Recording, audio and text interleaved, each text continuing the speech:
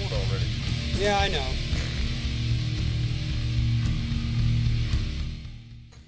And welcome once again to another episode of Stu Him Productions Presents J&M, solve the world. I am James. And I am Matt, and I'm running a little late, obviously, because, well, like an idiot, I didn't have the shots poured. Mm-hmm.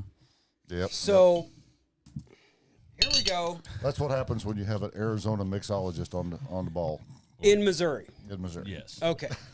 So, without further ado, set it up. Salud. Salud. Slushy.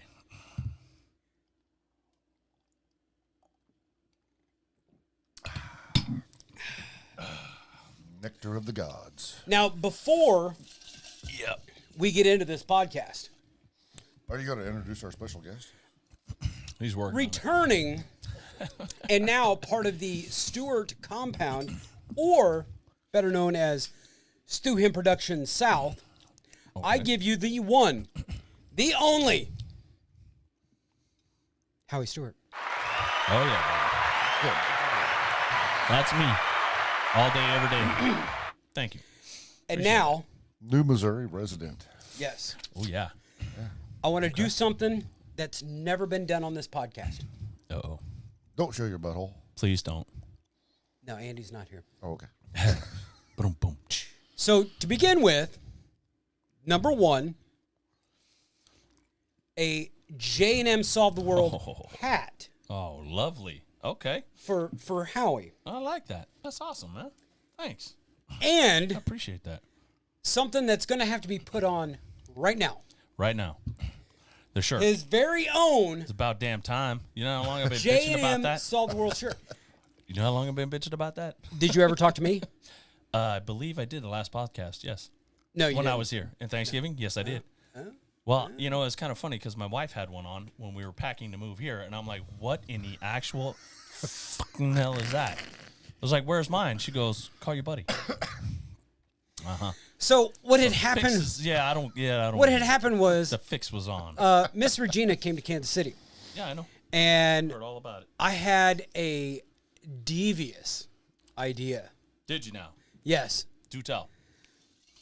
I'm going to give you a shirt to take home to Nikki. Uh-huh. It's not for Howie. Trust me. And you know the funny shit is? I did not realize it. And, you know, just like a couple days later, you know, G stops by the house and she's got her shirt on. I'm like, how'd you get your shirt? She's like, don't worry about it. Okay. Next morning, Nikki got her shirt on. I'm like, wait a minute. Whoa. Where the fuck is my shirt? Y'all got, I told you guys about this damn ass podcast. No. I did. You've right, but you have talked to him about the shirts. Yeah. And? I'm the keeper of them. Okay. Okay. I mean, So like 51% ownership is 49% owners. I mean, you know. no. I was just asking, man. Merchandise? He orders the shirt. Oh, you're the merchandising guy. Yeah, So you're well, a merchandising rep. So you gave me a schmedium? Co-host, producer, director, co-writer. Co-writer? Yes.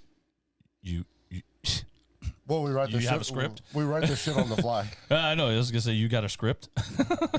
For tonight's podcast, yes, I do. I have notes for tonight's you got podcast. notes. You got Cliff notes.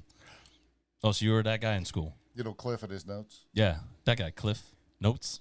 Well, obviously, if this guy had watched our WrestleMania Oh my god! podcast, I was packing an entire house.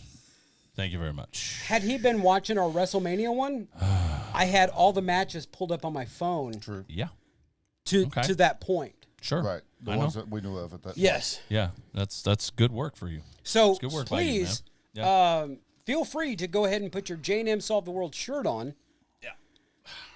Yeah. Okay. because right now it's one of these things is not like the other. One of these things is doing its own thing. Yeah, I know, because I like to do my own thing, bro. Shit. What? I'm sorry. Am I taking up your time? Am I taking up your time? Am I taking up your time, boy? Ooh. Am I taking up your time, boy? You see a boy, you better suck his dick and send him on home. Oh, wait a minute. Hold on. You medium? Really, bro? Come on, man. Come on, man. Don't let this belly fool you. Nice. Those are nice shirts, man. Well, Thank you. I mean, And they're comfy too. That's nice. I like it. Thank you. yeah. Bro, You ain't getting any bigger. I'm a little fatter. No. I'm a little You're not getting any bigger shirt Why not? because XL large is all I've got left You suck. until I place this. another order. Hold on, wait a minute. It's cutting off the circulation of my arm. Damn. Okay. Oh, because the biceps is popping, right? I mean, yeah, that's why you get the shirt that's smaller and makes you look like you're big. I'm just kidding.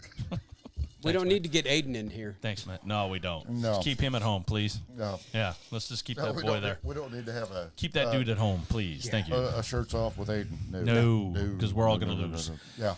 Yeah. Hell. Okay. We're all gonna lose. So Done. I tonight's didn't look like that at 18. Bro, neither did I. Wait. I was an after dinner thin wafer mint. I was 130. When I graduated high school, of course I was 6'1.5", You're still a big guy. Yeah. 210 pounds. I had 18-inch biceps, had an big man. 18-inch neck, had Yep. a 34-inch waist. That's pretty good size. I stepped on the scales the other day. Yeah. I was 209. I'm like, fuck yeah. That's nice. But my biceps ain't 18 inches no more. I am wearing 34s again, Yeah. and that's even Good. enough room to have the inside the waistband holster. There you go. So That's where I got mine. Yeah. Yep. okay. Awesome. Yes, sir. So tonight's podcast Yes. is going to be on documentaries Yes. and things that we learned from the documentaries that we didn't know before. Okay. Could I just say, after you mentioned this and I started thinking about all the documentaries I've watched, I'm such a fucking wrestling nerd. Yeah. You went straight to WWE. Well, WWE, WCC, World Class Well, all Championship that Wrestling, stuff, yeah. all the, especially the old classic shit, the documentaries they've had on that. I've Yeah. watched all that shit. It's like, goddamn, what other documentaries have I watched? Oh wait, I watched the Stallone one. Right. He has one. Yeah, Yeah. Wow. Yeah, It's Sly. Okay. it's called Sly. Yeah. It's No on, shit. Netflix. no. Hulu? It's on Max. It's one of those streamers. Max. streamers. Yeah. It's one of those Yeah. streaming platforms. Yeah. But Yeah. It's called Sly. Oh, okay. Yeah, it talks Have to about check from it the out. time he was a little kid and everything. It's pretty good. It talks about how he got that snarl. Yeah. Yeah. Cool. And then Netflix has a new one coming out. It's Stallone and Schwarzenegger. Oh. How they went from rivals right. to friends. Right. I was thumbing through Netflix yesterday, and the one with Arnold Schwarzenegger about Right. when he first came to America. Yeah. Right. And growing up as a kid, Yes. everything. I started watching it. Right. It's like, what, 6 parts? Yeah. Or something like that? It's Yeah. all about him Yeah. Yeah. just working out, just beast mode, just well, and working talking out, about Mr. Olympia. What I thought was cool, he's talking about his dad. He was a Nazi. Yeah. Which is You gotta be know, hard to overcome. yeah. Shit. And after the war, all them guys come home, and how his dad was, Yeah. kind of treated them like shit. But, Yep. all them guys had just got their asses kicked, and they were upset. Well, Yeah. Arnie's new book, Be Useful. That was something that his dad used to tell him. Be useful. Yeah. He's like, Alright. why are you lifting all these weights? Right. The lady next door, she's 80 years old. You could be chopping her wood. She can't chop wood. It's true. So he took that to heart. And when he came to America, he was a bricklayer. Wow. To be useful. And he is like one of the, with him going to become a governor of California and doing all that, he's like, he doesn't have a problem with immigrants Right. as long as they're useful. Makes sense. It's to me. it's Makes the sense. people that come into the country illegally That and that's they bad. they live off the system. They get free money and Yeah. don't do shit. Yeah. Yeah. That's horrible. But That's okay. rough. So I'm gonna start it off. Okay. Netflix documentary called Facing Ryan. Facing Ryan. Oh, Nolan. No. Facing Nolan. Facing Nolan. Yeah. I've watched that. It is Yep. really freaking good. Oh, yeah. So 3 things that I Really good. learned from that documentary that I didn't know. Okay. I didn't realize Nolan Ryan didn't win a Cy Young Award. You did not know that? No. Wow. I thought it was common knowledge. He was I'm a baseball nut, so. he was the first pro athlete ever to get a $1 million contract. Yes. And, you know, he's the only pitcher in history to have 7 no-hitters. Yep. You being a baseball nerd, you knew all that. Well, I knew the no-hitters. I had heard about the $1 million contract. Yeah. But I always thought that, like, somebody with the Yankees had Right. gotten $1 million Well, before that. But Joe this Namath was in the supposedly 70s. What year did Nolan get that $1 million contract? it's when he went from the Angels to the Astros, so Yes. like 82, Yeah. 83. Yeah, he pitched a no-hitter in the Astrodome. Yeah. Because they sucked back then. Yeah, and they his were just final horrible. It was just no-hitter him. was with the Rangers. Yes, which was, I mean, think about that for a minute. He was 40-plus pitching and still throwing like mid-90s. Yeah. Right. I mean, What did he throw at that exhibition here? 85. 85. Yeah. in, And that's- in and his that's- 80s. Yeah, it's just like, you're just like, Well, he was 65.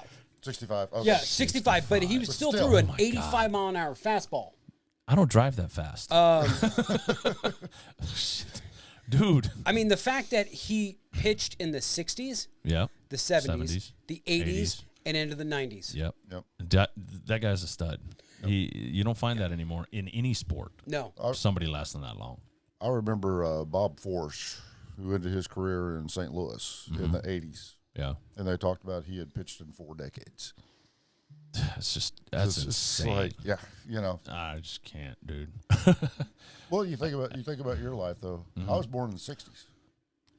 So Oh, shit, yeah. You know, I'm 57, but I've been Right. alive in the 60s, 70s, 80s, 90s, Oh, yeah. 10s. Yeah. 10s, Yeah. and now the 20s. Holy So I've been alive in shit. 7 decades. Right. Oh, my God. Yeah. Shit. Yeah. I'm about ready to turn 53 here in about 8 days. Yeah. Yeah. No. Yeah. I'm glad you think that's funny. Really, I do. My bad. That's not funny. Even better. Even better. Only 10 more years to retirement. Oh wait, you're already retired. Yeah, that's right. That's right. Okay, so second documentary, Yeah. Some Kind of Monster. It, Metallica. yeah. Oh, I've seen Okay. that one too. Right. Yeah, so have I. All good ones. You know, and like how toxic the band was towards Jason. Yes. Oh, Bad. yeah. The alcoholism, how bad it fucking was. And They didn't call him alcoholic for nothing. right. I know. Well, no. But that's the thing is, it was one thing to be, you know, I mean, Pantera drank on the fucking road, Yeah. but it was never a problem when they came back. Well, and Alcoholica was during the fun times when, Yes. Right. when James, Kirk, and Yeah. Lars were the happy drunks, Yes. and And they had Cliff. Dave Mustaine was Dave. the not happy drunk. Right. That's why Yeah. he got fired. Yeah. He was given the bus ticket, I think it was, Yeah. or Yeah. cab A money. bus- He was like, "Where's my plane ticket?" They're like, no. You're on a bus. You're on 4 a bus days back to tomorrow. L.A. Yeah, he took a bus and they flew Yep, Kirk yep. out, recording the first album. Right. That's nuts, Um, dude. Yeah. And when Jason went up and said he wanted to, since they weren't doing nothing. right. Right. And he's like, I want to go pursue this solo project. Yep. And Hatfield's like, well, if you do that, it's just like you're cheating on your wife. So you're So- gone. Yeah. You either in Metallica or you you're want to go not. do that, you're done. Yeah. The toxicity between all of them Yes. Yeah. was absolutely out of control. I The mean, the only one they- that really wasn't toxic was Kirk. Yeah. I mean, he's Well, just like Kirk- there, just like, Yeah. hey, man, I'm just in one of the best. I'm in the best. No, that's The biggest another- band in the world. biggest- yeah, biggest band in the world, and make music and just make people happy. And here's well, you guys are acting like they're 12-year-olds, Yeah. stomping their feet, having a fit, and it's like, Well, wow. and then there's that one part where, Jason was gone. Yeah, And James is like, fuck it, I'm going to rehab. Yep. And Lars is sitting there going, Yeah, we're trying. Do I have a band? Yeah, we're trying to make an album here, dude. Or What the have I lost my band? What's right. Right. going on? You know? And then, later on, Rob was able to play with Infectious Grooves. Kirk went and played with Exodus. Yep. And it's like, Well, that's in Some Kind of Monster when they did the auditions and Rob came in and they played Seek and Destroy. Yes. And James and Lars looked at each other and they went, Like, it hasn't been played like that since Cliff. Yeah, and they were just like, "You're in." Dude. and it was funny because Rob and Jason basically switched places. Yeah. Because Rob was in Ozzy's band. Right. Yep. And Jason was with Metallica. That's and right. then when Rob got hired by Metallica, Jason got hired by Ozzy's band. Right. Man. The biggest thing though with Probably didn't have much of a pay cut either. no, I'm gonna say no. well, and the thing is Still Metallica making gave money. they gave Rob $1 million up front. Right. Jeez, could you imagine that? Oh, Just getting handed the money. but That was Jason- that was at a fucking cafe. yeah, yeah. And they basically said, here's $1 million, you're our bass player. and Okay. with Jason, he wasn't handed any of that money, Right. and they were sticking him with the Dude, bill. yes, for they so were. much, and They'd run up so much crap and then just walk out. Yeah. And he's got to pay it. And Right. It's like, dude, I would. Yeah. He was always kind of treated like a stepchild. Right. kinda, Well, you know. and After Cliff and years died, later, James and everybody, they talk about that, and Mm-hmm. it's like, it wasn't fair. We Yeah. shouldn't have done it, but we were all still mourning Cliff. They were all Yeah. still hurting, Grieving, and then the big machine behind the best band yeah, on the planet at the Well, time was just like, hey, you got to get out there, you got to keep going, you got to keep going, you got to keep going. But honestly, at that time, they weren't. But I mean, because how many people in the United States knew who they were? People in Europe. on the west coast, well, I mean, people in Europe knew who the fuck Metallica was because Yeah. they Well, played yeah. all those big festivals. Yes. and shit. Japan. Japan, yeah, Japan and all that. But they really hadn't hit here No, that big until the Black Album. oh yeah, Justice yes, Well, Justice for All, but- yeah. with but- the but- video. Well, when right, MTV the first video, thanks yeah. to MTV, That was their or first video Headbangers was Ball, one. yeah, And it was that- the and only that- video to be played twice in the same evening on Headbangers Ball. that's right. Adam Carolla. No, not Adam. Adam Curry, Adam Yeah, Curry. yeah, Thank you. yeah. the Podfather. The Podfather played it twice the night that it was released because it was that fucking awesome. Did Yeah. he play both versions? There was two. I don't think Yeah. they released the Because second there was- version first. There was the one version where they showed the clips from the movie. Okay, Johnny's Got His Gun. okay, yeah. It was an old western.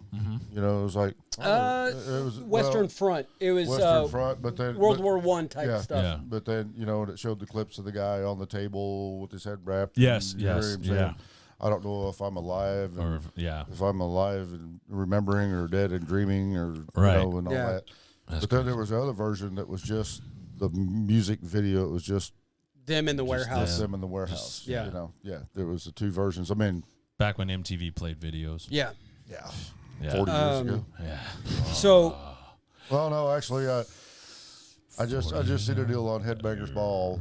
It started in '88 and ended in '95. yeah. Whoa. Shit, I was So- 17, Yeah, 88, 20, 88. 20, Oh, I was about to say. 25 years ago. In 88, I was 17. Basically, the last time MTV played. I turned videos. Yeah. 16 in '89.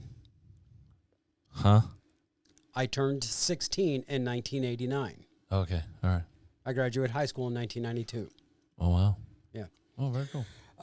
The next documentary, Same year as Chris. yeah, we were best friends then. Yeah.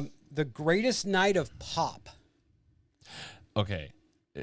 I saw that was on Netflix. Yes. And that was about I haven't watched it, but I saw clips of it. It was about when We Are the World. We Are the World got together. Yes. Oh, okay. And did that song. Right.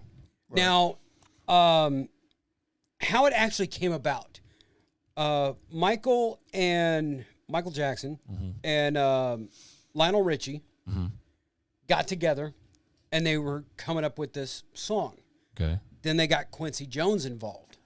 That dude's just a... Yes. And they wanted all these different people, but they didn't know how to do it. Didn't know how to get them all together. Right. Okay. So, They didn't think they could afford it. That would be pricey. well, Yeah. getting everybody there. Well, it did, That- yeah, that- that in itself is because of difficult. tour schedules. And, Right. yeah, just right. I mean, just people So- in general. What they did was they did it the night of the American Music Awards. After the American Music Awards, when they everybody got was them there. right. Gotcha. Okay. Yeah. They got Nice. everybody to Okay. come down to the I studio, did not know that. That's and it cool. was completely under like heavy security. Why, yeah. If you watch the video, Waylon Mm-hmm. Jennings is in the video. Yeah. Yes. He is. He walks out while they're taking a break and they're trying to figure out some stuff. He says, "I'm going out for a smoke," and he never came back. He just walked off. He's like, fuck this shit. Right. Wow. That's wild, man. That's intense. Stevie Wonder Yeah. was the one that had to talk Bob Dylan into singing his Really? solo. Yes. Stevie Wonder could actually communicate with Bob Dylan like nobody else could. That's wild. If you think about it. Right. The two opposite ends of the spectrum of Right. music. Right. Right? Huey Lewis Yeah. was given his solo part because somebody left. Was it Waylon Jennings? No. Oh, I okay. mean, I was gonna say, hey. no, it was somebody else, but it was just I want a new drug. right. right. And yeah. that's But it they had was- to throw it all together and patchwork it together Yeah. in one yeah, night. yeah. Who actually That's wrote the song? nuts. Michael Jackson and Lionel Richie, Oh, okay. and Michael had the rhythm. He can't play or he couldn't play an Right, instrument, right. but he could He come had- up with that rhythm. He had it in his head. And he was in the studio like, So he's like with the drummer going, it goes like this. yeah, because he was like, and it was Lionel Richie that told him that he needed to do that that solo piece that Michael does, Okay. and because he didn't think of it that Right, way, right. but he would be sitting in the studio and he's like, da da da da. You know, he's got the rhythm, Right. and it was just him coming up with it. And I That's mean, crazy. it's like, That's mind blowing if you think about it. All Right. all that star power in Yeah. one Oh, yeah. night. And each one of them's got It's how many totally Grammys? different ways Right. of creating their shit. Yeah, Yeah. and just You think know. about all the Grammys, all the awards, all the albums sold Right. in that group of people singing one song. Mm-hmm. yeah. for And this one was reason, for this one was the cause. early '80s. Yes. So Michael was on the Thriller tour. Yeah. Lionel Yeah. Richie had the big hit, "Dancing on the Ceiling." Which was in itself, that video Yes. was groundbreaking because they yeah. had it in the house that That or rotated, the stage yeah. that rotated. Yeah. So that was Waylon kinda Jennings cool. was huge with the Dukes of Hazzard. Oh yeah. Huey Lewis and the News just released blowing up. Sports, Yep. and Cyndi Lauper was big then, and Time after time. I mean all Diana that good Ross, stuff. Yeah. Stevie Wonder, Of course. there was generational. just so And then- many and then people. Quincy Jones. Oh my just God! just producing it. So, and all just right, being you there. motherfuckers, this is how we're going to do this. Yeah. Yes. And, You know. yes, sir, Mr. Jones. Yeah. Now the next one, I'm going to shift gears. Really? Yeah, You're talking to a truck driver, bro. Come on. this one, The Decline of Western Civilization, Part 2, The Metal Years. Huh. Have you not seen that? I want to say I have, but It's been out since early '90s. Yeah. late 80s, early 90s. I'm gonna say I've seen it, but Yeah. I can't remember. Sunset Strip was fucking huge. Okay. Yeah, the hair metal scene was Yes. still fucking huge. Dude. Yeah. Okay. So Okay. how brutal LA was, because Poison talked about it, Motley Crue talked about it. They would go around and they're stapling up Crue. their flyers, and then somebody would come behind them, And rip rip it theirs down down, and and put put theirs theirs up. Shit. And I mean, that was like all over. Well, Sunset Strip. How do you- How would you get promoted? I mean, the That's how Rainbow. it was self-promotion. You fucking Yeah. stapled your own flyers up, and then you basically got paid what you fucking drew. Fuck. Yeah. Motley Crue was oh yeah, generally fucking homeless. yes, Yeah. They, It was- they had a like a 1-bedroom Yeah. apartment or Right. something. Yeah, right up the road above. from the whiskey. Yeah, just Yeah. and doing just the craziest shit. Yeah. But they would screw girls just to get their laundry done. Yes. Yeah. Yep. Or You know, 'cause makeup or food or Well, Right, Nikki Sixx claimed fame just was he stole a guitar, wanted to be a guitar player, stole a bass By accident, by because- accident because he thought he didn't know shit about guitars, so he Yeah. stole a bass guitar, Right. and there you go. Now some will say that later on in his career, didn't really play. I was just going to say, somebody said he still can't play the bass. Yeah. Still can't play the bass. Yeah. At least live. yeah. Maybe on And- the recordings. yeah. You know, one of the things was with that is you got to look at some of the bigger names in the music industry at that time. Chris Holmes. Wasp was fucking huge. Oh man, white and he is. Anglo-Saxon Protestant. No, what was the? We are sexual perverts. Well, there's a lot of them out there. Well, We are Satan's people. Yes, uh, yes, Wasp. but I believe that we are sexual perverts because they had a song called "Fuck Like a Beast." Yep. I had. You know. Oh my god, I had that But tape. Chris Holmes was sitting in his pool, drunk as fuck, just downing bottles of vodka while his mom is right there. Okay, yeah, that's Yeah. decadent beyond all decadent. And he's right like, there, he's dude. like, That's yes. just all nasty shit It's right like, there. Chris, do you believe you're? Because there was somebody there interviewing. It's like, Chris, Yeah. do you believe you're an alcoholic? And he's like, No, I'm a full-blown alcoholic. didn't care. Yeah. I mean, come on, man. Drank that fucking bottle down and slid into the pool, and his mom's just sitting there going. Wow. You know, and then you see. And the fact that motherfucker's still alive today. Oh God. That's wild, isn't it? Yeah, And because I heard how many have been lost? Oh, You fucking know what I'm tons, saying? I mean, tons. come on. Yeah. Yeah. Damn. And I think didn't they even talk about the Razzle incident with Vince Neil Yeah. Yep. on that? Yep. And then of It's course, just you know, insane. and that was the first time we ever got to see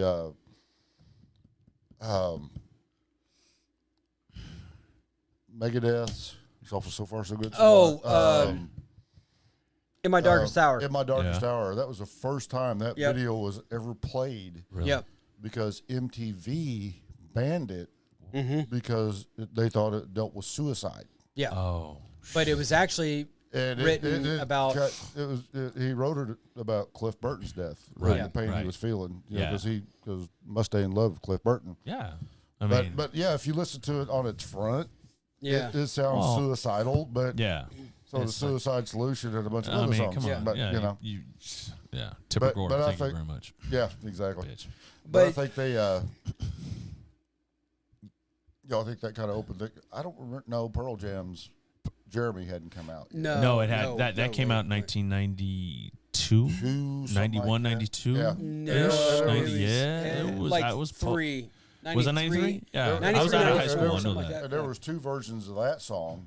And the video was played like a couple of times on MTV. Then they pulled it, Yeah. Right. or they changed it. Yeah. Or they wouldn't Yeah. play it until after 11 o'clock. Yeah, at night or something exactly. like- You know, and that second was a true version- story. The second version is Yeah. where they showed the blood splatters on the Yes, fucking. yes, yeah, on the On the chalkboard, and on chalkboard the and people on and the- the kids in the class. Right, Yeah, yeah, that's that was You know, and pretty intense shit. there. another thing the documentary did was it showed those of us in the Midwest right? what it was like being in the clubs in Hollywood, Oh, dude. being in the Cat House, I couldn't seeing imagine. Faster Pussycat play. Right. There was Got there was your a band number that off the bathroom wall. there was a band that was playing at the Whiskey, and you know you look at everything that you've ever seen in the Whiskey a Go Go, Right. and it looks fucking huge. Yeah, it's not that big. No, it's not. It had Motley Crue hanging out in What was that? Gazzario's. Gazzari, the producer. Yes. Yeah. Yes. And he introduced this new band. This is going to be the next new band. And Right. Yeah. Right. No, they never No. done shit. Yeah. You know, but he'd found like Poison. and- Right. Right. Yeah. Motley Crue. Well, I mean, and, and in fact, the Motley Crue semi-biography movie, Dirt, Dirt. Yeah. was basically a documentary movie. Yeah. Loosely based on their career. Well, in the book, They even at the opening scenes when they showed them at their fucking little apartment and they showed the girl squirting. Yeah. Because Tommy talked about that in an interview one time. He said, "Yeah, we had this fucking apartment and everything." He said there was this one girl there, she could squirt across the room, and they put that in that fucking show. I'm going, wow, here we go. Okay, what else are they gonna do? Yeah. well, and then the scene Good in thing Led Zeppelin didn't show up with a fish. yeah, no shit. God, I don't There's even know. there's the scene in the movie where supposedly Doc McGee, their longtime manager, got the original name of Theater of Pain tattooed on his arm. Yes. No. Doc McGee has no tattoos. Yes. It was somebody on the road crew. Yeah. That actually happened. That's Hollywood again. Right. Putting their fingers in it. Well, they got to embellish a little bit. Right. You know? Of course. That's why people say, "Well, the book's better." Yeah. I've never read the Heroin Diaries. I would like to do that. It's actually pretty good. Yeah. I'm not gonna lie. You're not gonna need your glasses because It's on audiobooks. That's the way I would do it. yeah, I think it is. If I sit down to read, I'm asleep before I get to the first paragraph. Same. Well, here. that's the thing is. But if I can listen to it at work, I'm good. The font kind of looks like Hieroglyphs. a serial killer, like was cutting shit out of a magazine. Oh, Okay. no shit. Yeah, no shit. the font is all over the place and whatnot. Oh, okay. That's pretty crazy. Okay, so Now, if he was on heroin, it would look okay. yeah, keeping with the music theme, because this is actually going to go for a bit. If I leave here tomorrow, If I leave, about Skinner. Skinner. Now, geez. this one, That's tough. This one is great because it's got. You finally hear from Artemis Pyle. Okay. Gary Rossington and Johnny are walking around their hometown, and they're pointing out where everybody's buried. And Artemis talks about being a Vietnam vet and how he's been a vegan since the 70s. Wow. And it talks to like Ricky Medlock. I won't hold that against him. Yeah. Ricky Medlock and those guys. But, I mean, it does go into a little bit more in depth than like the Behind the Music Right. or the Freebird movie. Right, yeah. Because this actually has like 8mm camera Really? from before they were getting on the plane. Oh, jeez. Yeah. That's gotta. And That's one of them ones, man. Yeah, I don't know if you could watch it all the way through if To you're hear- a diehard fan. right, to hear Artemis talk about it, because It breaks Cassie your heart. died in his arms. That's tough. Yeah. You don't come back from that, man. No, You don't. but it's everything that they have. Where am I at here? Okay, what led up to the fatal crash? Yeah. It was the pilot's fault because Ronnie didn't feel good about getting on that plane, and of course, he's the only one that died that had no marks on him. Everybody else that died had broken bones. Yeah. they had they're all cuts messed up, and everything. yeah. Did it say anything about him talking about earlier that he said he would never live to see his 30th birthday? Yes. Oh, Jesus. Yeah. Yeah, I mean, He told his dad that. that was just a foresight that he had. He said, I'll never live to see 30. That's Yeah. surreal, man. How hard they worked to get where they were. Right. You've heard him talk about Hell House. Yeah. Gary Rossington and Gary's wife. Fuck, I can't think of her name, but she was one of the original backup singers. Yeah. And it was how long they spent practicing. Right. And if one person had a note out of place or just they come up with this groove, and then Ronnie would walk out and walk down to the river, write the lyrics, and a couple hours later they've got a finished song. So it's a little behind the scenes, Right? Just like how everything got created and shit. I'm gonna have to watch that one, man. And then that sounds pretty good. Yeah, and what it meant to Gary and Billy Powell and Leon Wilkinson and, the survivors, what it meant to them to keep it going. Well, and that would be my one question to even for my fans. How hard would it be for them, or what was the process afterwards, for them to come together and say, and the big money machine of producers and everybody going, hey, your hit records, you got to keep going. Well, I mean, how hard is that for them to recover? Wasn't it at least, do they get to recover? 15 years before they ever done anything again? They died. The plane crash was in 77, and then like 80. No, it was like it was like 80. They did a show. Okay. Because Alan Collins was still alive, and he wasn't. And that's where, wasn't in a. And that's when they put. The hat was put on the mic stand. Yeah, okay. And they played Freebird. It was like one song. And it was somebody in the crew just turned that single spot on the microphone. On the microphone. So, but they done that without a vocalist or anything. But it was like 15 years later before they got 89. 89 was the first was the first tour. Jeez. Yeah. And it was all the old songs. But I mean, think about it. There was no. I mean, like today, you could Google, psychologist, psychiatrist. Give me some help mentally, anything like that, right? And they didn't have that then. And they're just, the big machine is like, hey, money. Get out there and tour. Come on, let's go. The first, or they said, we're fucking done. Yeah, we're done. And then 15 years later, it's like, your little brother sounds and looks a lot like him. Yeah. Well, what's that got to do to him? And we enjoy playing. Wasn't he the same age as his brother when he died when he first played with Skynyrd? Pretty much. I think so. I think it was like, that's tough, dude. Yeah. Well, Gary and Billy Powell had a band for a while, the Rossington Powell Project. Okay. And Alan Collins had already had his car accident. And he came out for the first show and gave his blessing. And said, okay. Yes. And then Ronnie's wife or widow, she allowed them to use the Skynyrd name as long as there was 3 original members in the band. Ooh, good call by her. And, there was Gary Rossington, Billy Powell, and Ricky Medlock. Now, Ricky Medlock was the original drummer, but then he came back as a guitar player. Okay. And then you had Leon Wilkinson, all right, bass player. Leon dies. Damn.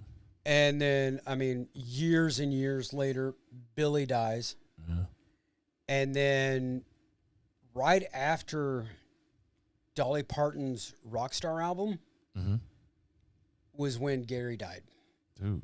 So Ricky Medlock is the only surviving original member of Lynyrd Skynyrd. That band's had a lot of... Oh, yeah. They've been through some shit, man. Right. I mean, now, seriously, that's I've crazy. got Street Survivor, which, of course, is the last album, the album they were touring with when the plane crashed. And my album has the flames, and it's got, of course, it's got Chris Gaines' head in the flames. On the inside, it's signed by Gary Rossington and Billy Powell. Wow. And it has a ticket from that 1989 tour. Jeez. And a business card from their tour manager. Man. And the friend of mine that gave it to me, she was like, had I known that it was signed by these guys, I wouldn't have gave it to you. Right. She got it off of eBay. Oh, no shit. So if I ever get the chance to meet Artemis Pyle, I would like to get him to sign that record. Ooh. Because he's the only person on that record that's still alive. That's crazy, insane shit. Yeah. Dude. But again, it's like you learn more about a band, and it's like, okay, well, let me listen to them some more. Right. Now, mind you, this was like, when they crashed in that plane crash. It was 1977. Yep. I was 6 years old. Never heard of them. And then so what does that say about their music? I didn't start hearing about Leonard Skinner until I was like 16, 17 years old. Right. So their music is generational. Well, and like with us, our local classic rock station, Right. Yeah. Especially back then, they played like 2 Leonard Skinner songs, Right. 3 Led Zeppelin songs. like 3 Led Zeppelin songs, like 2 or 3 Beatles songs and everything. Right. And you're going, I know these motherfuckers had more than It's Right. songs. these Yeah. 2 fucking And it songs. was- they kept playing the same 2. It was over and over. always then- Freebird and Freebird, was it But- Tuesday's Gone or something like Tuesday's Gone, probably. Yeah. Yep. But when I watched the Freebird or the Behind the Music on VH1. behind Yeah, the music yeah. on VH1, I'm like, Oh, they got a lot more I music. got a lot more yes. music, Yes. And same way with Zeppelin. I wasn't a Zeppelin fan until I watched their behind the music, and I'm like, Like that holy was fuck. They Yeah. got more tunes than just that Right. one tune. Yeah. More than Stairway and Black Yep. Dog. Yeah. Or Yeah, I whatever, know. You're And I'm right. like, okay. And then because I'd heard people compare Led Zeppelin as like Metallica is the Led Zeppelin of the 80s. And I'm like, Then I listened to that, watched that behind the music, and it's like, oh no, Okay. they were like the Metallica Yeah. of the 70s. Yep. Yeah. Because they were doing, their music was way different than your Yes. standard Right. shit. Oh that yeah. was going on. Absolutely. And Zeppelin, when they started, all their amps, because they played out of amps, there was like no house speakers, but all their amps were to the front of the stage. The only Yes. thing that was on the house speakers was the vocals Yeah. Wow. and maybe some drums. Yeah. Because you can't. Yeah. But I mean, That's why Bonzo. That's why Pete Townsend's deaf, Yes. Because- from the Who. Yes. because He's, they had to have that wall that of wall is- Marshalls to yep. get that fucking sound out to yes. Because those thousands of Where- fans. when you're selling out stadiums, Right. how are they going to hear it in the back? But where Zeppelin moved all their stuff in front of them, and all they had was the wedges, the Right. monitors in front of them. You don't hear Well, Right. that and Pete Townsend lost a lot of his hearing on that. Was it Ed Sullivan or whatever show? it. Oh, when everything. Whatever. Well, it was whenever. Keith Moon kicked Keith over Moon. his drums, and Yes. there was all the pyro. It set Yeah, the and there's pyro off, and his drum would go boom. And Yes. Did you see Townsend go, God, motherfucker? Yeah. Oh, yeah. 'Cause you know Um, he's deaf. Sticking with music, we're gonna shift it a little bit, and I suggest everybody watch this documentary. It's on Hulu. Okay. It's called "Save Me." All right. Jelly Roll. Oh, my It's goodness. it's about Jelly Roll, Okay. and I got into his music and everything like most Gen Xers because he doesn't sugarcoat shit. Nope. I mean, he's how can you look at him? Yeah. He's like, hey, this is me. yeah. Take it or leave it. I mean, with him being in front of Congress and Yes, talking about being yes. a convicted felon And- being a yes. fucking drug dealer I saw that. That's impressive. the story of him and his wife, Bunny, how they came about. That's a good story. You know, It really is. when he won those 3 CMA awards, Yes. and people were starting to call Bunny gold digger. Yep. And Jelly's like, Nuh-uh. if anybody, I'm a gold digger. Yep. Yeah. Because I was sleeping in a 1996 van, Yep. and she had 2 condos and a sports car in Vegas Yes. as a high-priced escort. He was doing a free concert or something. He was down in making like Fremont. $500. Yes.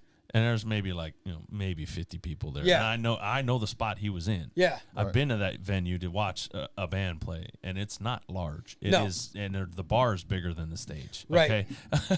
So, but it to hear him say that everybody calls her a gold digger. Nah, bro. Yeah. Way from that. Right.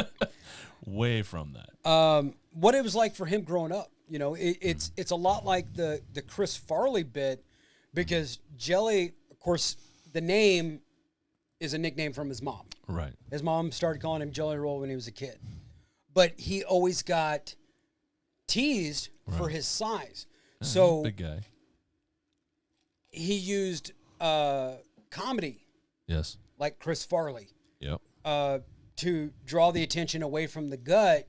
The mask is pain. Right. Yes. And he ended up masking that pain with drugs Yep. and alcohol and, everything. And, That's crazy. His coming to Jesus moment was a huge fucking deal. Yes. His 19th or 20th birthday, he was in jail. Yeah. And The guard just walked by and said, said, "Hey, congratulations, you're a dad," and walks and keeps walking on. that hurts. Yeah, That's gotta hurt some and kind of fierce. because he said he celebrated his 15th, 16th, 17th, 18th, 19th, and 20th birthday in jail. Yeah. Could you imagine that? Yeah. That's blows me away, dude. And the fact that he gives back to the community, and he believes that the juvenile detention center where he was locked up, Right. he took them Thanksgiving dinner Yes. that he had picked up from Cracker Barrel. Mm-hmm. And he was talking to him and everything, and he was just saying that, more than likely what it is these kids just need to have somebody care. Yeah. And that's where he was coming from. And it was great. He saw a girl out in the audience, and she said she played guitar. And he's like, "Oh, yeah, that's great. I play guitar." And one of the adults ran back to the music room and got a Strat and a little amp, plugged it in, and she starts playing like, Stairway to Heaven or, something that intricate. Yeah. And Jelly's like, I don't play guitar anymore. You play guitar, I kind of pick. I strum like Johnny Cash. Yeah, yeah. Well, but that's the thing is, who was it? Johnny Cash. God damn it, I can't think of who he was playing with, but he surprised somebody. Johnny was playing with Willie Nelson Yes. on Storytellers Yep. on MTV. Oh, Yep. oh, yep, really? Yep. Oh, And I'll have to look that one up. Johnny would introduce a song and everything, and how he came about it and everything, blah blah blah. And him and Willie would play, and then Willie broke a fucking string on Trigger. Oh. And he goes, I got to hand this back to my guitar tech here, and he hands it back.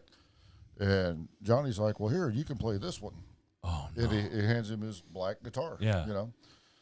And he's like, okay, well, I wrote this song, and it became a hit with Patsy Cline. Yeah.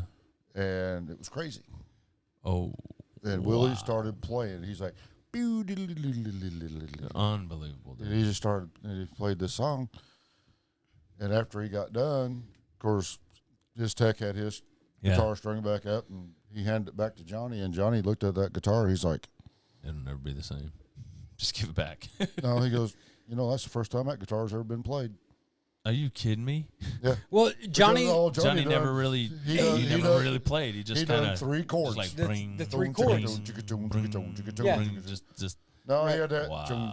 Yeah. And he played 3 chords. sweet. But Yes. fucking Crazy. Willie's like, Just playing yeah, hell. and Yeah. he plays it, and Unbelievable. and this was in, I want to say the early 90s. Yeah. Like that. Yeah. Early mid 90s. Yeah. Well, when VH1 had Storytellers. That was MTV. Or MTV, Because they did unplugged The for a while. Unplugged, Unplugged and and everything, but they were Storytellers, messing with that they shit. told about each how they came up with the song, Yeah. all that good stuff. like Robert Plant and But it was Alison like- Krauss was a Yes. big one. But Yeah. I'd seen Willie a bunch of times, but I never knew he could pick that well. Yeah. He's, I'm like, he's an holy all-around fuck. guy. Yeah. I mean, hell, come on, man. Willie has smoked weed in the White House. No. How do you- Willie, On top. On top, yeah, that's Yeah. it. On top of Allegedly. the White House. Willie- Allegedly. I heard it from a guy who heard it from a guy. I'm just saying. Willie outsmoked Snoop Dogg. That is hilarious. And Snoop Dogg admitted to that. Think Yes. about this for a minute. On a show Yeah. with what's her name? The show he has. He had a show with homegirl who got locked up for insider trading. Well, he admitted it know what I'm talking on about. Jimmy Fallon. Oh, Jimmy Fallon. Yeah, Martha Stewart. Yeah. Yeah, so think about the genres right there. You got Willie Nelson out smoking Snoop Dogg. Yes. And he's talking about it on a show with Martha Stewart. Right. What the hell, dude? And Willie and Snoop. Were they making pop brownies on Martha Stewart? Well, Willie and Snoop had just came out with their own strains. Yes. And it was just the two of them, and they were passing back and forth. Yeah. And at one time, Snoop holds the hand up. Yeah. And he's like, Yeah. Yeah. But, okay, we're going to shift gears a little bit. Go ahead. We're going to get into a little bit of sports. Oh, boy. 30 for 30 with Ric Flair. Here we go. The Last Ride. Oh, The Last Ride. I have not watched that. The last ride. Really? Okay, so The Last Ride, or I'm sorry, The Last Dance. The last dance. Oh, Last Dance. Yeah, all 8. Dude. It's Story of the the Bulls? 98 Bulls. Yes. But Yes. it tells like the history of Jordan, Yes. high school, Very college, how he got into the seen league that. and everything. Right. Yeah. And it's like it Very shows good all this show. back history, but then it shows like that 1998 season. Dude. And Michael Jordan got yoked. I mean, Yeah. in that one, I forget which episode it was, but he was like, I'm tired of getting beat up. it was after they got beat by the Pistons. Yes, the Bill Laimbeer and all them guys. first time, I think it was. Yeah. Like right after they got beat, he was in the gym the next day. The next day, just pumping, they were just fucking like pumping iron. I've got to get. I got to get bigger. I got to defend. I got to be able to take a hit. Right. That's fucking. You know, that's nuts. how Jordan changed the game. Oh, absolutely. Because Oh, everybody at dude. that time was wearing Converse Yes. or Adidas. Yes. And they had to be mostly white. Right. But if you've seen the Air. movie Air, That was a good movie. Jordan's first shoes were Red, white, Chicago's colors, red, black, and but they were white. mostly red. Those first Jordans were mostly red. Nike agreed to pay the fine. Yes. For every time he played with those shoes, And banking on the fact that he would be a superstar. right, but they weren't expecting Jordan good- to become as big. Good investment. Right. I Oh, think yeah. so. Absolutely. Because It- the it original worked. deal, they were going to hit him with like $125,000 a year. Right. But they worked the deal to where he got a percentage. And that first year, he moved like 1 million pairs of shoes. Right. That's nuts. That is nuts. Another thing was how the Bulls became the greatest team ever. The 98 Bulls. Think about it. Because Jordan's been asked about it. Pippen's been asked about it. Rodman's been asked about it. Steve Kerr, who's the coach of the Golden State Warriors. They've all been asked who would win today, the 98 Bulls or like the Golden State Warriors Right, when or they the won Lakers. 60 games or whatever. Yeah, Well, and it's like, and Jordan said, "Well, we would." yeah, And they said, "By how much?" He's like, 6 or 8 points."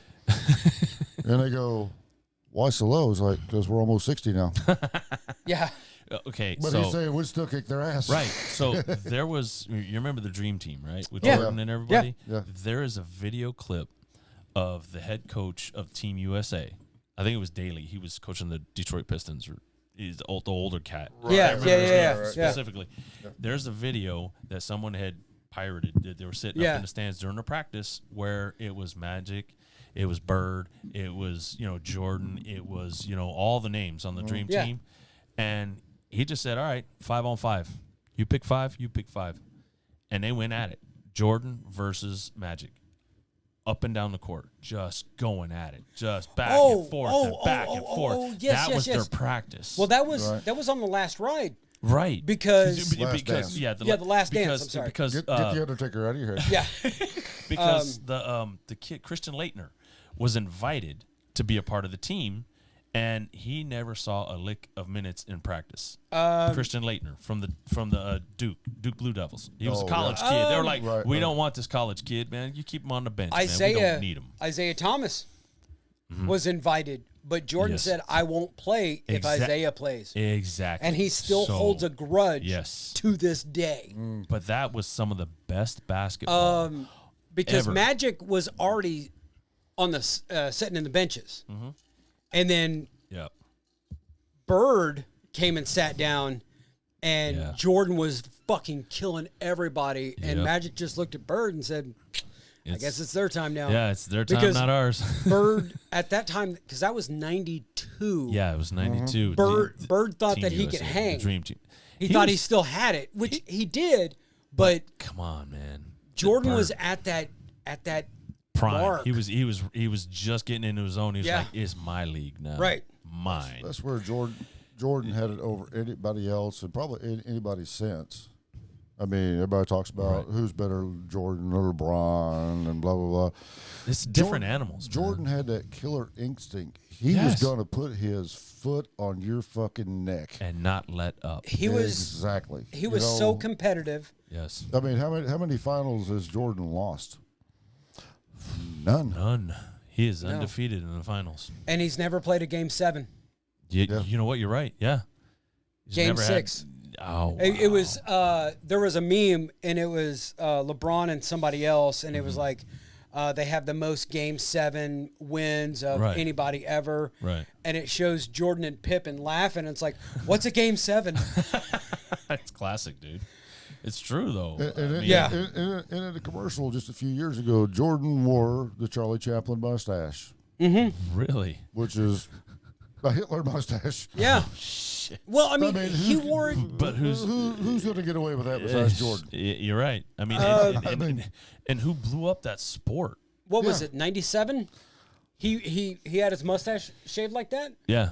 I think so. 97, 98? Well, I mean, there was a commercial here within the last 10 years. Yeah. It was for some airline or something. Yeah. But he had the little Yeah. mustache goes. It's like, really? I mean, he was the one who put the NBA back on the map. I gotta honestly say, probably the last time I watched any number of minutes of an NBA game Okay. was when Jordan was still playing. Yeah. Okay. I mean- could see that. Yeah. Because It I turn the TV on now and there's an NBA going. I'm like, nope. I watched a few games with my boys, with my sons, and it was when Kawhi Leonard was really getting big, and he won a championship. I think it was Toronto. Yeah, it was Toronto when he was there. Yeah. He got traded. The Raptors. Yeah, and watch that series because Kawhi Leonard went to San Diego State University, and me being a UNLV fan, I would watch him play, and he was a man against boys. I'm like, this kid is legit. He is gonna do a lot of stuff, but he got injured, Right. Because you're running up and down a court 82 games a year, preseason practices. It's a lot of wear and tear on a body. Well, and that's what they were saying about Jordan with that exhibition game. They were like, oh God, what? Kevin Garrett. Kevin Garnett. Yes, Kevin Garnett. Yes. They were doing an exhibition game. Yes. And somebody was like, hey, man, you see this shit? This motherfucker just ain't doing shit. And he starts fucking running his mouth to Jordan. Wrong thing to say. And he had, going into the half, Jordan had 2 points and Kevin had 10. Yeah. The end of the game, Kevin had 12 points and Jordan had like 48. Yeah. And all he said was, you don't talk back to Black Jesus. Yep. Yep, exactly. There's and honestly, there's been a few things that I've seen lately about the most shit talkingest person in the NBA was Larry Bird. Yes. Dude will walk on the court and be like, well, you got no brothers to cover me? Yeah. Oh, it's gonna be a long night for y'all. Yeah. It's just like, dude.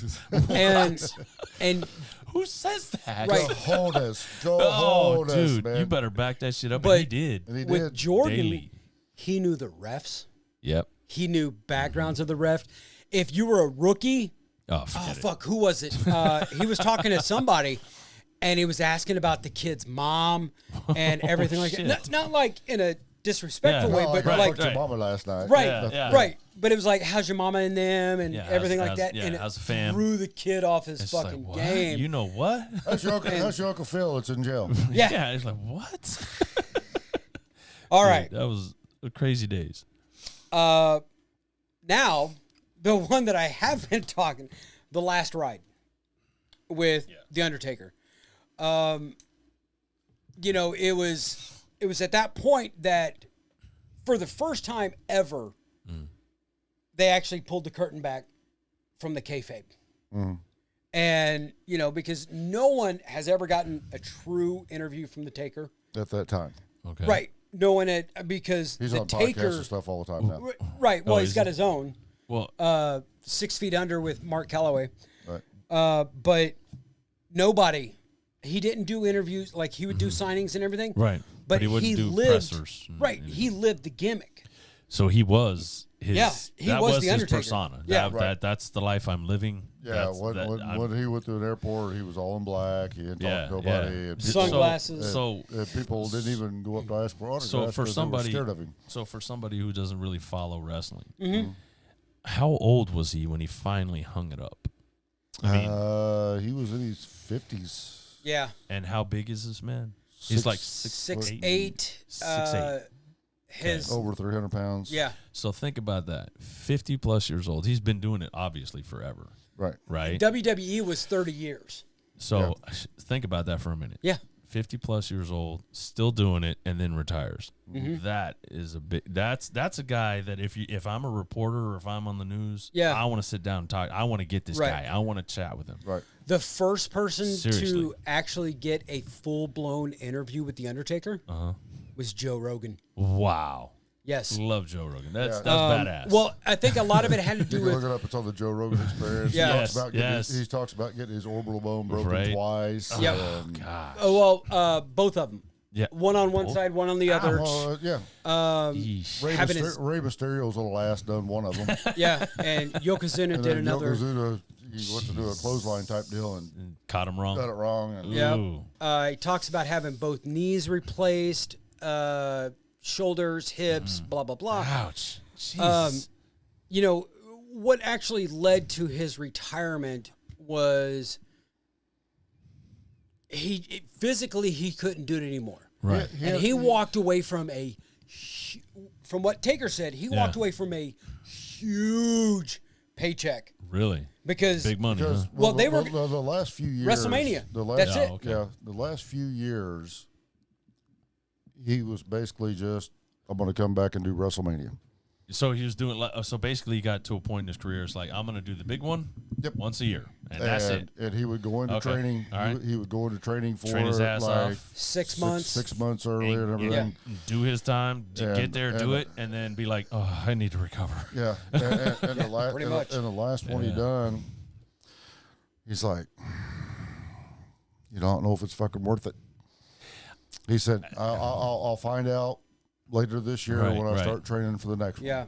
Yeah. Well, that makes Yeah. sense. But he's like, It's gotta hurt, man. They All that- they started they jeez. started I'm sorry. working the Everybody says, oh, well, they're professional wrestlers. It's all predetermined and everything. And You're they- still they're- flopping 300-pound men around on the ring. They know how to Come on. fall. It's like, yeah, we know how to fall, but gravity, It's you still can't fake hurts. gravity. yeah. It still hurts. And he wrestled back in the WWE when the When fucking it was- floor was like when the Yeah. ring was like a it didn't. concrete It didn't floor. give. No. I mean, it just Because it was built for all the big guys like Hulk Hogan and Yeah. Andre and everything.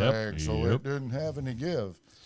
There That's was crazy. Cornette was talking about when the Midnight Express went up there because they were used to wrestling in the Crockett territory, and those were called bumping rings. They had Okay. some gives to them. Okay. All right. I get it. But they went to WWE, and Bobby Eaton used to do. Remember Hulk Hogan's leg drop? Yeah. Well, Bobby Eaton used to do one off the top rope. He Oh, would that's jump gonna off hurt. the top rope and land on a guy. That's gonna compress your spine. And he done that one time in the WWE ring and said, I got "Fuck that shit! I ain't doing that fucking yeah, shit no more." because It didn't give. No, and he's obviously not a small man, so Right. the height, weight, Yeah. speed. He was a 240, Gravity. 240 pound guy, Yeah. and I mean, that's He still went, a lot, man. bam! He's like, "Oh, well, no, Everything no. hurts. you know, what led up to Taker's final match that he was actually happy with retiring, he was working an angle with AJ Styles because he had never worked with AJ Styles and he wanted to. And I mean, AJ was going like personal, like calling out his like Taker's actual wife, calling Taker by his real name, talking about his kids, and Taker's like, That's a lie. you've just you're bringing the unholy trinity, the Undertaker, the American Badass, and Mean Mark Callow. Yeah. Callous. And then the pandemic hit. Shit. So what they ended up doing, right? But what they ended up doing was a boneyard match, and it was a theatrical match. Yes, it was so it was filmed. You know, at this farm. Yeah. And everything. Okay. It took like days to shoot it all. But, overnight. Was it just overnight? Yes. Damn. And there's like one of the first parts, Taker is getting ready to punch AJ Styles. AJ moves, and Taker puts his hand through the window of a hearse and fucking cuts him like arterial. Use words. Thank you. Bleeding. So they had to stop. But they couldn't. No, they couldn't. What? Did it take him to Because the hospital? no. Because they wanted it to look like it was a constant shot. The constant shot. Okay, So I got you. they ended up having to put like super glue in it. But Well, the same thing happened earlier in his career when him and Mankind had that boiler room match. yeah, Mankind is a nut. Yeah. I Mick Foley? don't know a whole lot about wrestling, but that dude was nuts. But they filmed this. They filmed the first part, the boiler room part of it. And Taker got thrown through a table or something and cut his arm. Yeah. Well, it was supposed to be the way it looked on TV, you know, because they showed it to the crowd. It's like, this is what's happening right now. Right now, yeah. But, you know, they'd actually filmed it the night before. But then as they came out through the curtain, because they told Mark, it's like, we gotta stop this bleeding. He's like, okay, we'll stop it, but we got to start it back again tomorrow. Yeah. When I go back out there to go out on the, that makes sense. Pick this scab or whatever the fuck. Something's got to happen here. You know, smash it on the wall. Because it's on film, I'm bleeding. So I got to go out there not bleeding. And I'm not bleeding. People are going to say, hey, wait. What the fuck? Yeah. You know, and Taker, Mick Foley does a one-man show. Which is Mankind. Yeah, Mankind. Yeah. And for the longest time, he never talked about that Hell in a Cell match. Right.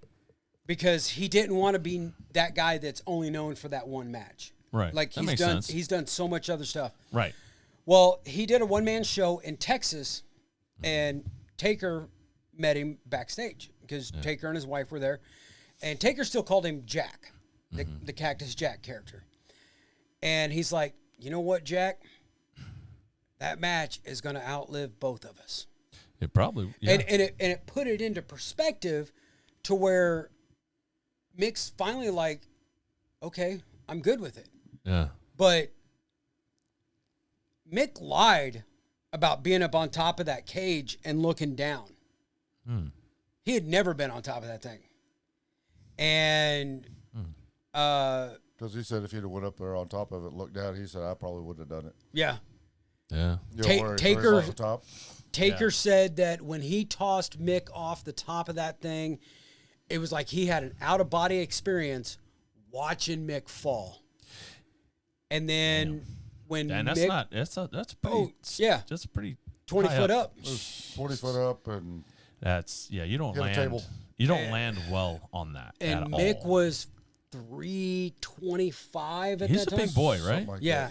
I remember he was a big guy. Yeah, he's like a little over 6 foot, but 6'4", over 300 pounds. He was 6'4". I vaguely remember something special about him, and his wife and kids were in the stands, and he got cut up. That was against The Rock. Yeah, it was an I Quit match against The Rock, right? And The Rock had handcuffed him, right?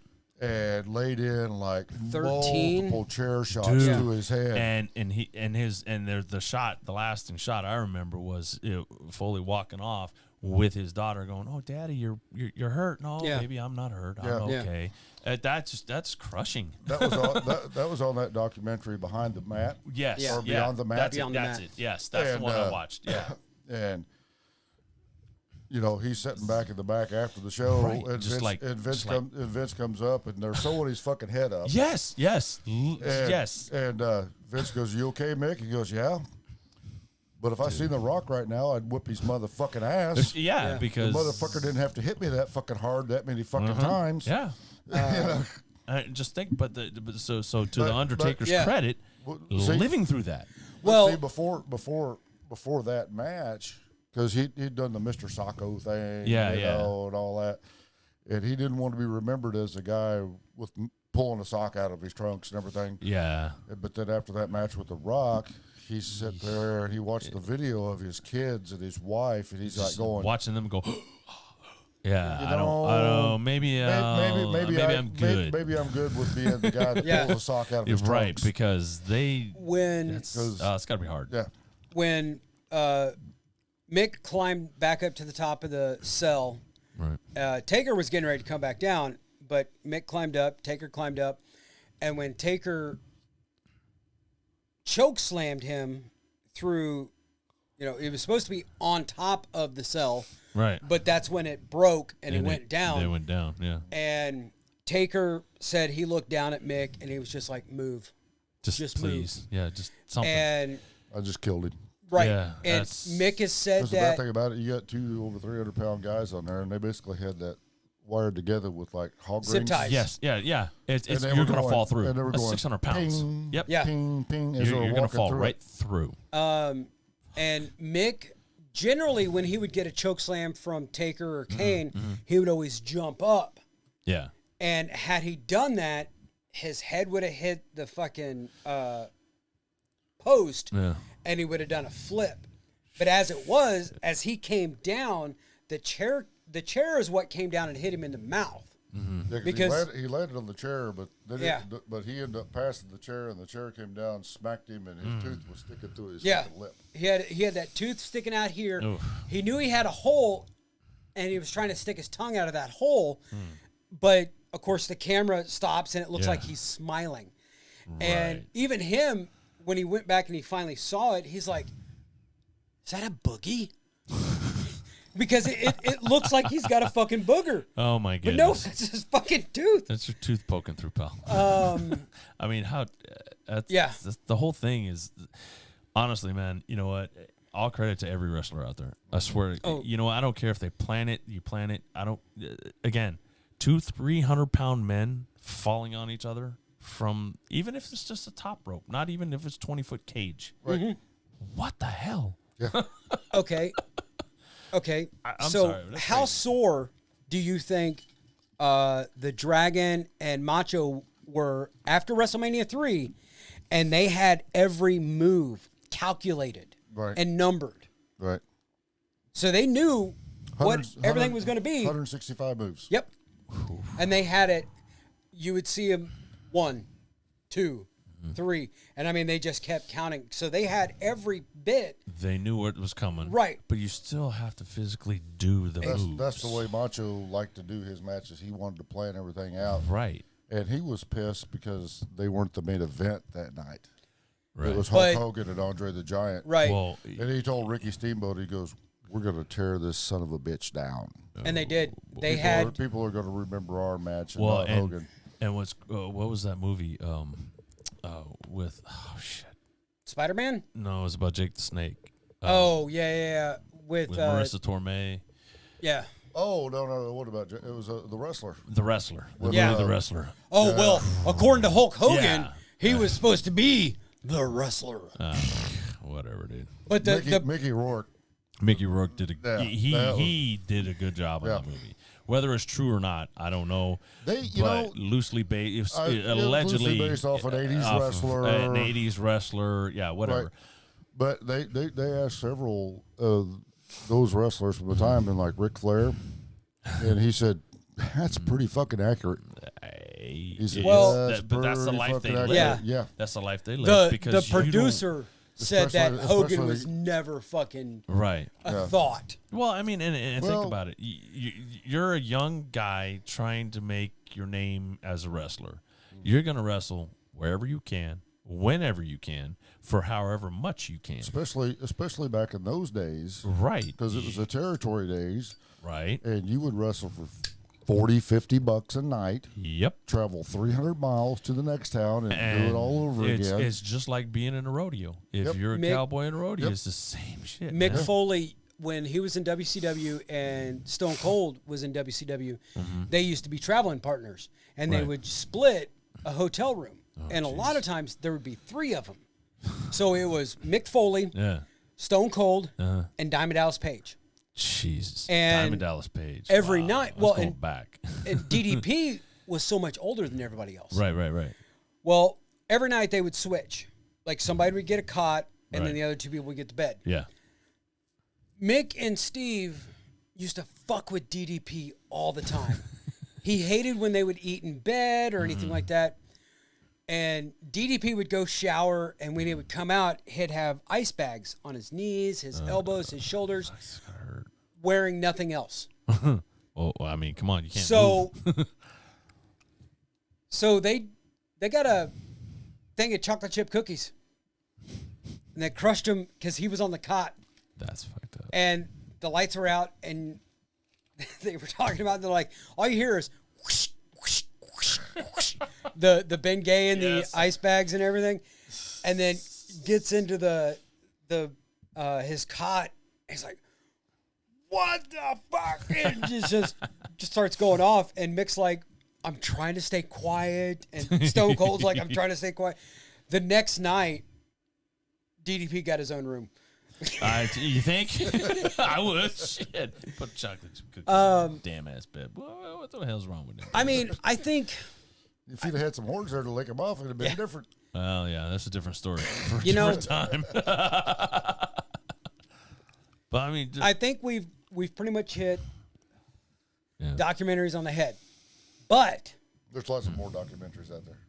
There is, and I've got a lot more on my list. They but gotta be good ones. I mean, we've gone pretty good. I think so. But we got through our time limit as we are being sponsored by. Oh, here it comes. Here it comes. No, we ain't being sponsored. No, we're not being sponsored by nobody. Okay, but we could be sponsored by somebody. Hopefully, all of our tens of listeners. I say all of our. We're getting tens of listeners. We're getting close to hundreds on YouTube. Stop it. Yes. Really? Yes. Well, wait till you get me on here full time. Yeah. It's gonna spike. Then it's gonna spike, and then it's gonna drop real quick because we're all gonna be like, "Oh, I hate that guy." Nah. Just another bald guy. What the fuck? Another bald dude. You can't get anybody better looking. I mean, come on. I mean, shit. Back in the day when you had your mullet and shit. Oh, dude. Yes. What was that? 30 years ago? Oh God, was it? Yes. Oh. Howie's got old balls. 94. Yeah, that would be about right. Would you graduate? 89. 89. Okay, Yes. I remember seeing your senior picture down at your mom's, and you got that mullet going on, man. Yeah, I know. It was forever and a day ago. It's 130 pounds, too. Come on, man. Give me a break.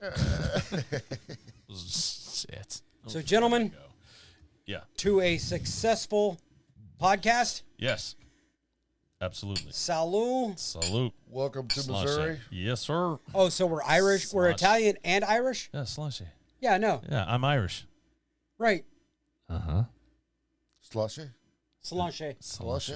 Yeah. You got a problem with that? Slushy. No.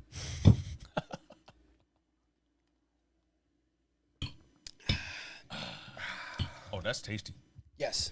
Macadamia nut whiskey. And on that note, you have just watched another episode of Stu Him Productions Presents J&M Solve the World. I am James. And I have been Matt. And on behalf of Howard Stewart, you keep one fist in the gold, one foot in the gutter, and we will be seeing you. See ya. Peace.